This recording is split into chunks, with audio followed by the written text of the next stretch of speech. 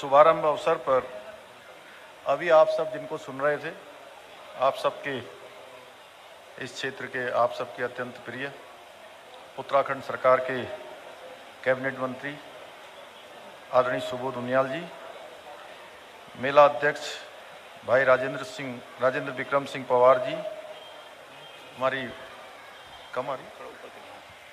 Bharatiya Janata party के जिला अध्यक्ष हमारे आदरणीय विनोद प्रसाद रतूड़ी जी, मुन्नीकृति नगर पालिका के अध्यक्ष भाई रोशन रतूड़ी जी, ब्लॉक प्रमुख राजेंद्र भंडारी जी, नगर पंचायत अध्यक्ष गजा बहन मीना खाती जी, हमारे पूर्व विधायक भाई ओम गोपाल रावत जी, मंडी अध्यक्ष भाई विनोद कुकरेती जी, कुलदीप बुटला जी, वीर सिंह रावत जी, मंडल अध्यक्ष भाई नरेंद्र नेगी जी, राजपाल सिंह कुंडीर जी और महिला मोर्चा की अध्यक्ष बहन रेखा राणा जी एवं समस्त सभासदगण, सभी पार्टी के वरिष्ठ कार्यकर्ता पदाधिकारी गण, आए हुए सभी हमारे बड़े बुजुर्ग, सभी नौजवान साथी, मेरे प्यारे बच्चों, हमारे प्रशासन के जिलाधिकारी और वरिष्ठ पुलिस अधीक्षक एवं सभी उनकी पूरी टीम, मैं सबसे पहले तो ये माँ कुंजापुरी को नमन करते हुए आज मेले के उद्घाटन अवसर पर आप सभी को बहुत शुभकामनाएं देता हूँ, बहुत बधाई देता हूँ कि बहुत ही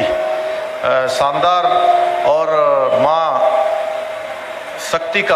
शक्ति स्वरूप इस मेले का जो उद्घाटन हुआ है, अभी माननीय मंत्री जी बता रहे थे कि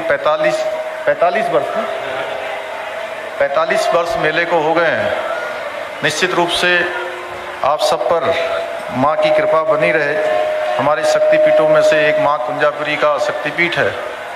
मैं भी 4 जुलाई को मैंने मुख्य सेवक के रूप में काम करना प्रारंभ किया और तब से हमारी कोशिश है कि उत्तराखंड हर क्षेत्र में आगे बढ़े, युवा जोश भी आगे बढ़े, हमारे जो बड़े बुजुर्ग हैं उनका अनुभव भी साथ साथ चले। उसको लेकर लगातार हम योजनाएं बनाने का काम कर रहे हैं। बहुत सारे हमने फैसले लिए हैं। सबसे पहले हमने नौजवान युवाओं के लिए अभी 24,000 जो पद हमारे सरकार में रिक्त हैं, उन पदों को हमने भर्ती की प्रक्रिया शुरू कर दी है और लगातार भर्तियां निकल रही हैं। इसी के साथ साथ हम चाहते हैं कि उत्तराखंड के अंदर हमारे नौजवान, हमारी बहनें, वो केवल रोजगार मांगने वाले न बने, वो आने वाले समय में रोजगार देने वाले बने। इसके लिए हमने मुख्यमंत्री स्वरोजगार योजना, मुख्यमंत्री नैनो योजना और तमाम जो वीर चंद्र सिंह गढ़वाली योजना, पर्यटन के क्षेत्र में चलने वाली योजनाएं, उन सभी योजनाओं को विस्तारीकरण देने का काम किया है। लगातार आप देख रहे होंगे पिछले दिनों से हम लोग 2.5-3 महीने से लगातार प्रयास कर रहे थे कि हमारी जो यात्रा है वो प्रारंभ हो जाए। 4 धाम यात्रा बंद थी और जब वो खुली, बहुत प्रयास करने के बाद पहले हम माननीय न्यायालय में गए, हाई कोर्ट में उसने रोक लगाई हुई थी कोरोना के कारण से। जब 2 महीने तक सुनवाई नहीं हुई तो हम सुप्रीम कोर्ट गए और सुप्रीम कोर्ट में भी उसकी सुनवाई नहीं हुई। फिर हमने दोबारा सुप्रीम कोर्ट से वापस केस को लिया और फिर से हमने माननीय उच्च न्यायालय में इसमें फिर से आवेदन किया कि अब कोरोना कम हो गया है और 4 धाम यात्रा खुलनी चाहिए, चलनी चाहिए, क्योंकि हमारे इस पूरे क्षेत्र में 4 धाम यात्रा के कारण से लोगों के घर द्वार चलते हैं, पूरे साल भर का काम चलता है, उनकी आजीविका पूरी तरह से इस पर निर्भर रहती है।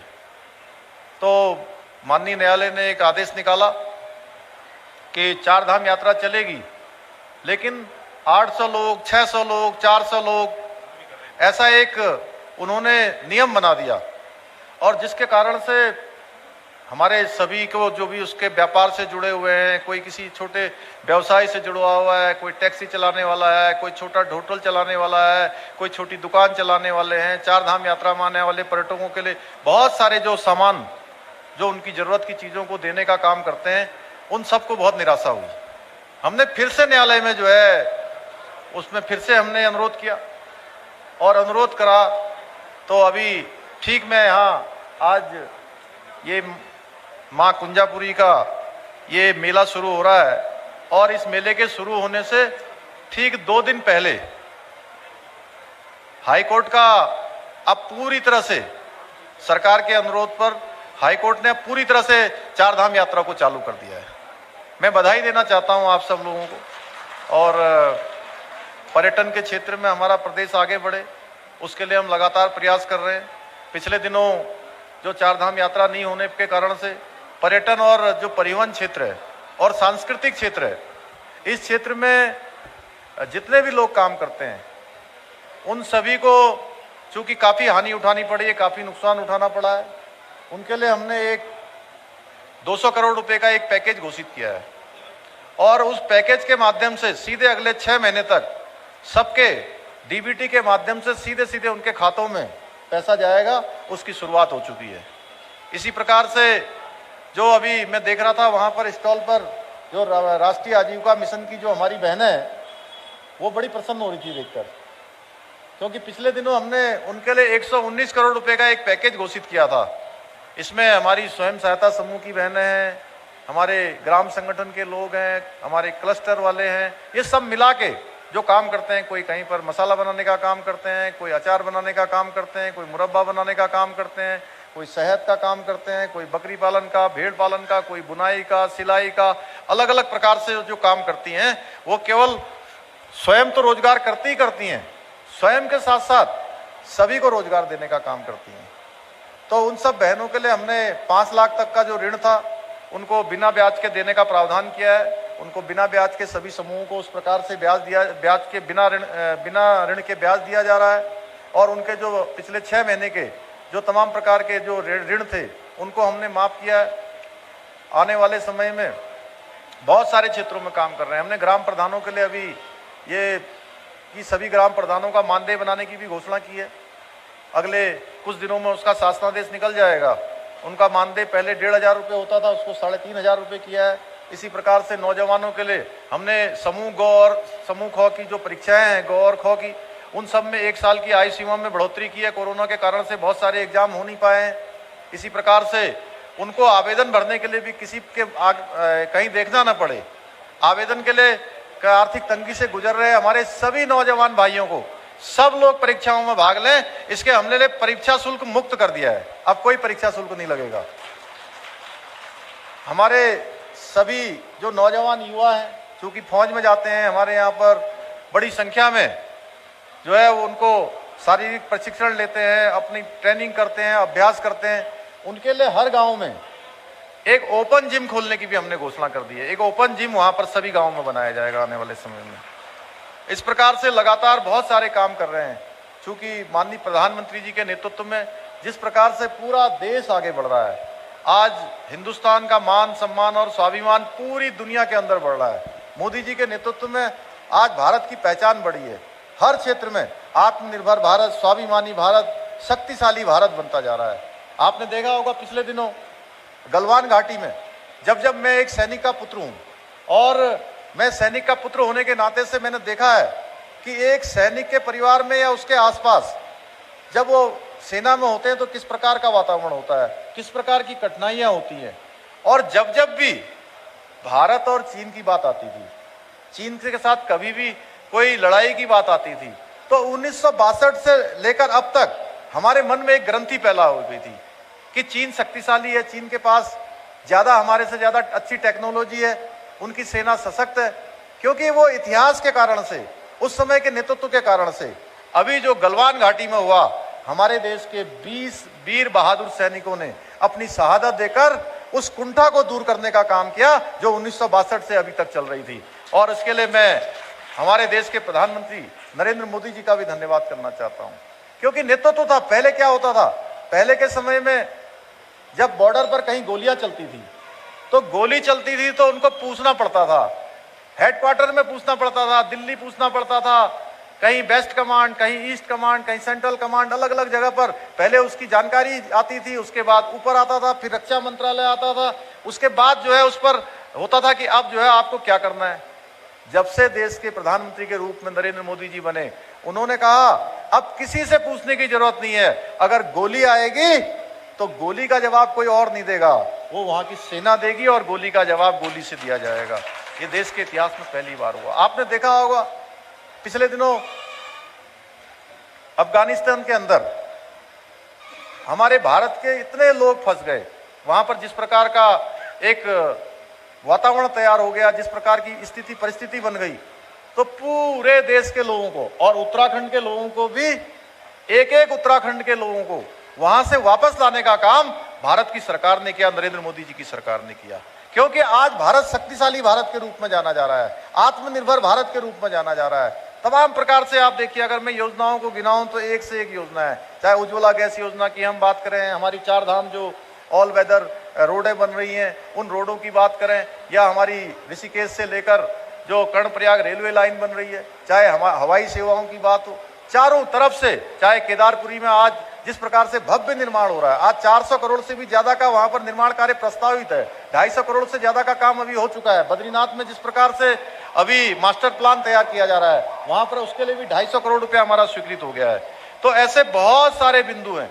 उन माननीय मोदी जी के पद चिन्हों पर चलते हुए उनकी जो सोच है, जो विकास का एक मॉडल है, उसको लेकर उत्तराखंड में हम लोग भी उनके पद चिन्हों पर प्रदेश को आगे बढ़ाने का काम कर रहे हैं। हम लोग जानते हैं, हम ईमानदारी से काम करना चाहते हैं, हमारे मन में कोई शंका नहीं है किसी प्रकार का। ये नहीं है कि कोई काम अगर हम नहीं कर पाएंगे तो हम उसको भी कहेंगे आपसे कर देंगे। आपने देखा होगा पहले के समय में, जो 2017 से पहले सरकार थी, बड़ी बड़ी घोषणाएं उस समय में होती थी और वो घोषणाएं केवल हवाई होकर रह जाती थी। हमने कहा अगर हम कोई भी घोषणा करेंगे तो घोषणा धरातल पर उतरेगी। कोई हम शिलान्यास करेंगे तो उस शिलान्यास का हम लोकार्पण करेंगे, कोई योजना शुरू करेंगे तो उस योजना को पूरा करेंगे। तो मैं आज के अवसर पर आप सभी का धन्यवाद करते हुए, और बहुत ज़्यादा, चूंकि मेरे को बोलना बहुत कुछ था, लेकिन अभी इतनी अच्छी झांकियाँ वहाँ चल रही थी, इतने अच्छे बच्चों के कार्यक्रम थे, एनसीसी वालों के, हमारे छोटे छोटे विद्यालय के बच्चों के, बेटी बचाओ बेटी पढ़ाओ, तमाम प्रकार के जो कार्यक्रम उसमें चल रहे थे। तो हम लोग भी चाह रहे थे कि भाई मैं भी अच्छा होता कि और 4-5 घंटे यहाँ रहता। मेरा मन था आप सब लोगों के बीच में रहूं, और मैं बच्चों को देखकर और मेलों को देखकर, क्योंकि बचपन से हम लोग, मैं मेलों में गया हूँ, गाँव में रहा हूँ, मैं जानता हूँ कि ऐसे मेले, अब तो क्या है कि तमाम हमारा ज्ञान बढ़ गया, विज्ञान बढ़ गया, दुनिया आगे बढ़ गई, सारी चीजें हो गई। अब तो टेलीविजन है, जगह जगह मोबाइल है, दिन भर हम लोग जो है मोबाइलों में सारे अपडेट लेते रहते हैं। चाहे अमेरिका में कोई घटना घट रही है तो नरेंद्र नगर में 1 मिनट में पहुंच जाएगी, 1 मिनट भी नहीं लगेगा, सेकंडों में जैसे ही वहां से क्लिक होगा वो यहाँ पहुंच जाएगा। इसलिए ज्ञान विज्ञान हमारा बहुत तेजी से आगे बढ़ा है। लेकिन पहले के समय में जब ये सब साधन नहीं होते थे तो मेले ही एकमात्र साधन होते थे, एकमात्र रास्ते होते थे जिसमें दूर दूर के लोग मिलते थे। और मैं बताऊं तो मैं जब कक्षा 4वीं-5वीं में पढ़ता था तो मैंने देखा, मैं वो खटीमा के एक गांव में रहता था, नगरा तराई में, तो उस गांव के पास में एक मेला लगता था जिसको बोलते थे गंगा स्नान का झनकैया का मेला, जहां सिंगाड़े बहुत बिकते थे और जलेबियां। तो हम जो है 1 महीने पहले से ही मन में जो है ऐसे लड्डू फूटते थे कि अब मेला आएगा, सिंगाड़े खाएंगे, अब जलेबी खाएंगे, अब सर्कस देखेंगे।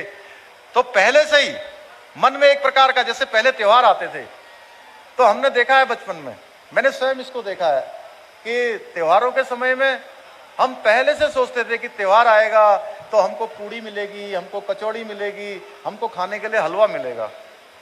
है आज तो क्या है कि अब आजकल के बच्चे तो हलवा पूड़ी खाते ही नहीं है।